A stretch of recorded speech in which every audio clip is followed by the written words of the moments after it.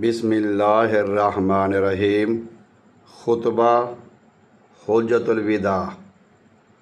جب کسی محکمے کا کوئی ذمہ دار حاکم نقل مکانی کرتا ہے تو جانے سے پہلے اپنی تمام محکمانہ جد و جہد کا پورا اجمالی نقشہ آنے والے کو سمجھا کر جاتا ہے، اور جب وہ رخصت ہونے لگتا ہے تو اپنے کام کے متعلق پوری ہدایات دے کر جاتا ہے کہ میرے بعد یہ کام نہیں کرنے اور یہ کام ضرور کرنے ہیں، اور وہ ہدایات ان کے منصب کا نچوڑ ہوتی ہیں۔ اسی طرح آپ صلی اللہ علیہ وآلہ وسلم کا خطبہ حجۃ الوداع ساری اسلامی تعلیمات کا نچوڑ ہے۔ جب تک آپ صلی اللہ علیہ وآلہ وسلم نے اپنا آخری خطبہ نہیں پڑھا تو اللہ تعالیٰ نے بھی دین کی آخری آیات نازل نہیں فرمائی۔ آپ صلی اللہ علیہ وسلم کا آخری خطبہ ہی دین کی تکمیل کا موجب ہے، اور اس خطبے سے کو غور سے پڑھیں، اور جوں آپ اس خطبے پہ غور کرتے جائیں گے آپ کو نئی نئی باتیں حاصل ہوتی جائیں گی۔ سچ پوچھو تو یہ مختصر سا خطبہ اپنے اندر علم و حکمت کے چشمے لیے ہوئے ہے۔ اس خطبہ کا ہر مسلمان کے گھر میں اور ہر مسلمان کی جیب میں ہونا ضروری ہے۔ پہلے بھی یہ خطبہ کئی بار اس دارالاحسان سے لکھا جا چکا ہے، مگر اس دفعہ اس بار اس انوکھے انداز سے لکھا جا رہا ہے کہ اس سے پہلے کبھی نہیں لکھا گیا۔ اللہ تبارک و تعالی ہم سب کو اس پہ غور و فکر عطا فرمائے۔ حضور اقدس صلی اللہ علیہ وآلہ وسلم کی میدان عرفات میں روانگی۔ سرور دو عالم صلی اللہ علیہ وآلہ وسلم کی سواری کے لیے حضرت جابر بن عبداللہ رضی اللہ تعالیٰ عنہ نے عربی نسل کے سفید رنگ کے گھوڑے پر زین کسی، پھر سرور کائنات فخر موجودات صلی اللہ علیہ وآلہ وسلم کی رکاب تھام کر گھوڑے پر سوار کیا۔ لیجئے عروس مملکت صلی اللہ علیہ وآلہ وسلم کی سواری میدان عرفات کی طرف رواں دواں ہے۔ میدان عرفات میں 1,24,000 صحابہ کرام رضوان اللہ اجمعین آپ کے انتظار میں کھڑے تھے۔ حضور اقدس صلی اللہ علیہ وآلہ وسلم نے فرمایا، لوگو، میں خیال کرتا ہوں کہ میں اور تم پھر کبھی اس مجلس میں اکٹھے نہ ہوں گے۔ جب حاضرین نے جب یہ سنا ہوگا کہ میں اور تم پھر کبھی اس مجلس میں اکٹھے نہ ہوں گے تو کہرام مچ گیا ہوگا، ہر کوئی دھاڑے مارتا ہوگا، کر فجر سے ان سطور کو رقم کرنے کے لیے بیٹھا ہے، جب بھی لکھنے لگتا ہے رک جاتا ہے۔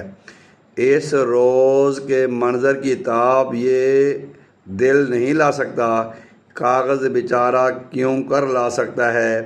اس اعلان کو سن کر پہاڑوں کے جگر شک ہوئے، پھولوں کے منہ فک ہوئے، چشموں نے خون ابلا، بلبلوں کے ننھے دلوں میں خطبہ فراق کی تاب نہ لاتے ہوئے بے تاب ہو گئے، قمریاں بلک بلک کر رونے لگی، کلی کا جگر گائل ہوا، نرگس نے گردن جھکا دی، درندے دم بخود ہو گئے، جانوروں میں ہلچل مچ گئی، ریت کے ذروں کی رنگت بدل گئی، سبزہ کملا گیا، ہوائیں رک گئیں، پہاڑ لرزنے لگے، ہر طرف سناٹا سا چھا گیا، دریاؤں نے شور مچایا، کل کائنات کی آنکھیں اشکبار ہوئیں،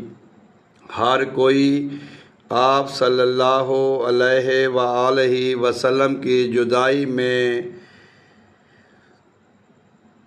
کے تصور میں بسمل کی طرح تڑپا اور ہر سو سناٹا چھا گیا۔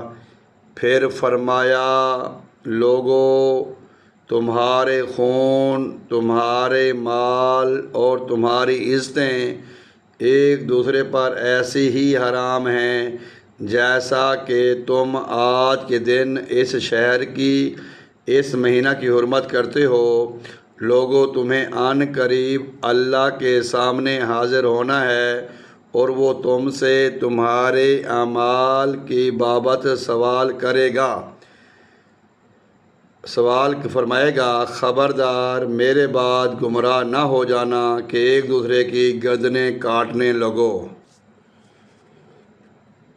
مسلمان کا مسلمان کو قتل کرنا، اس کا مال غصب کرنا، اس کی عزت پر ہاتھ ڈالنا قطعی حرام ہے۔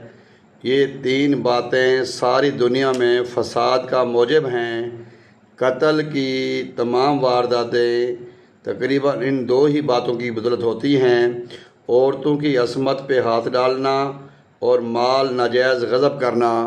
پھر فرمایا، لوگو، خبردار، جاہلیت کی ہر ایک بات میں اپنے قدموں کے نیچے پامال کرتا ہوں اور جاہلیت کے قتلوں کے تمام جھگڑے ملیا میٹ کرتا ہوں۔ بے شک پہلا خون جو میرے خاندان کا ہے، یعنی ابن ربیعہ بن حارث کا خون ہے، جو بنی سعد میں دودھ پیتا تھا اور حذیل نے اسے مار ڈالا تھا، میں اسے چھوڑتا ہوں۔ وہ تمام باتیں جن کا دین میں کوئی جواز نہیں، داخل فی الجہل ہیں۔ جاہلیت کی ان تمام باتوں کو حضور اقدس صلی اللہ علیہ وآلہ وسلم نے اپنے قدموں تلے روند ڈالا، ہم بھی روند ڈالیں۔ جہالت کی جو باتیں پامال ہو چکی ہیں، ہماری دنیا میں کبھی بھی وہ سر نہ اٹھائیں، کبھی بھی کسی شکل میں نہ ابھریں اور نہ ہی ہم انہیں ابھرنے دیں۔ یہی وفا کا تقاضا ہے۔ خون کا بدلہ معاف کر دینا بڑی جوانمردی ہے۔ حضور اقدس صلی اللہ علیہ وآلہ وسلم نے ابن ربیعہ کا خون معاف کر کے ہمیں ہدایت فرمائی کہ کسی کا کسی سے انتقام لینا کوئی جوانمردی نہیں، البتہ کسی کا کسی کو معاف کر دینا جوانمردی ہے، اور یہی اصل بدلہ ہے جو دلوں کو جیت لیتا ہے۔ پھر فرمایا، اور اپنے خاندان کا پہلا سود مٹاتا ہوں، وہ ابن عباس، حضرت عباس بن عبد المطلب کا سود ہے، وہ سارے کا سارا چھوڑ دیا گیا ہے۔ حضور اقدس صلی اللہ علیہ وآلہ وسلم نے سود کے 72 گناہ بتائے ہیں، جن میں کم ترین درجے کا گناہ یہ جیسے کوئی بندہ اپنی ماں سے جمع کرے۔ اس سے دور رہیں، نہ سود لیں، نہ سود دیں، نہ لینے دینے میں آئیں اور نہ ہی سود کے محرر بنیں۔ نیز فرمایا، سود کا 1 درہم جس آدمی کو جان بوجھ کر کھائے 36 زنا سے زیادہ گناہ رکھتا ہے۔ نیز فرمایا، جو گوشت مال حرام سے پیدا ہوگا وہ دوزخ کے لائق ہے۔ آپ صلی اللہ علیہ وآلہ وسلم نے سود دینے والے پر، سود کا کاغذ لکھنے والے پر، سود لینے والے پر لعنت فرمائی۔ پھر فرمایا، لوگو، اپنی بیویوں کے متعلق اللہ سے ڈرتے رہو، کیونکہ اللہ کے نام کی ذمہ داری سے تم نے ان کو اپنی بیوی بنایا ہے۔ اللہ کے کلام سے تم نے ان کا جسم اپنے لیے حلال بنایا ہے۔ تمہارا حق عورتوں پر اتنا ہے کہ وہ تمہارے بستر پر کسی کو نہ آنے دیں کہ اس کا آنا تمہیں ناگوارا نہیں، لیکن وہ اگر ہرگز ایسا نہ کریں تو ان کو ایسی مار مارو جو نمودار نہ ہو۔ اور عورتوں کا حق تم پر یہ ہے کہ تم ان کو اچھی طرح کھلاؤ اور اچھی طرح پہناؤ، یعنی عورتوں کو بلا وجہ گالی گلوچ دینے اور مار پیٹ کرنے سے منع فرمایا ہے۔ عورت کی سب سے بڑی خوبی اس کی حیا ہے، جسے یہ حاصل ہو اسے محض زبان درازی یا گھریلو کاروبار کی بدولت زد و کوب نہیں کرنا۔ حیا دار عورت گھر کی رانی ہوتی ہے، اور بات بات پہ برا بھلا کہنا گھر کے ماحول کو پرگدہ کر دیتا ہے۔ کائنات کی ہر شے میں اللہ کا نور جلوہ گر ہے، جو نور گلاب کے اس ٹہکتے ہوئے پھول میں جلوہ گر ہے، گھاس کے اس سوکھے ہوئے تنکے میں بھی ہے۔ حتیٰ کہ کائنات کی کوئی بھی شے ایسی نہیں جس میں اللہ کا نور جلوہ گر نہ ہو۔ نور کی جو تجلی عورت میں جلوہ گر ہے، کسی اور مخلوق میں نہیں۔ اس نور کی تجلی کی بدولت جو کشش عورت کی ذات میں پائی جاتی ہے، وہ کسی اور مخلوق میں نہیں پائی جاتی، اور یہ سب اس لیے ہے کہ عورت اللہ کی مظہر ہے۔ ہر شے کا خالق اگرچہ اللہ ہے، اس کی مظہر ماں ہے۔ کوئی بھی انسان ماں کے بغیر پیدا نہیں ہوتا اور ہو سکتا ہی نہیں۔ جب عورت کا یہ درجہ ہے تو اس پہ ایک جامع خطبہ ضروری تھا۔ حضور اقدس صلی اللہ علیہ وآلہ وسلم نے کا یہ خطبہ جو ہے عورتوں کی ساری زندگی کی کفالت کرتا ہے۔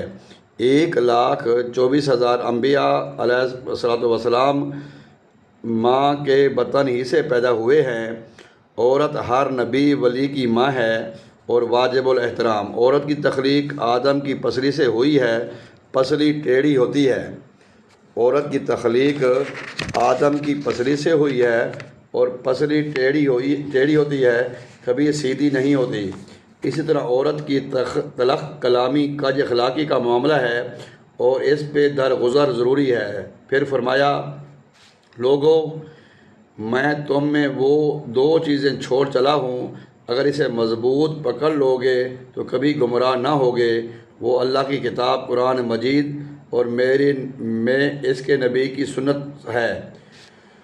قرآن مجید کے جملہ حلال و حرام اور امر نہیں کو جاننا، سیکھنا، حاصل کرنا بے از حد ضروری ہے۔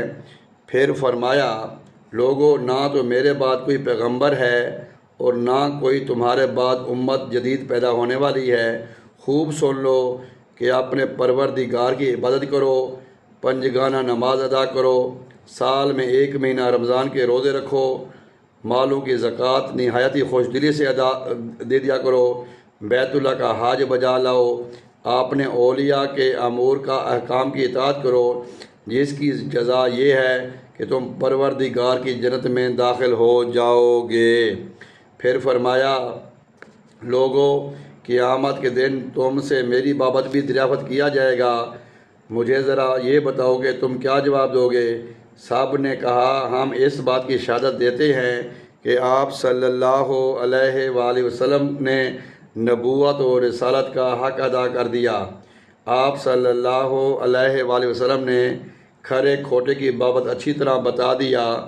جب حضور اقدس صلی اللہ علیہ وسلم نے یہ فرمایا تو صحابہ کرام نے یک زبان ہو کر عرض کیا، بلغتا یا رسول اللہ۔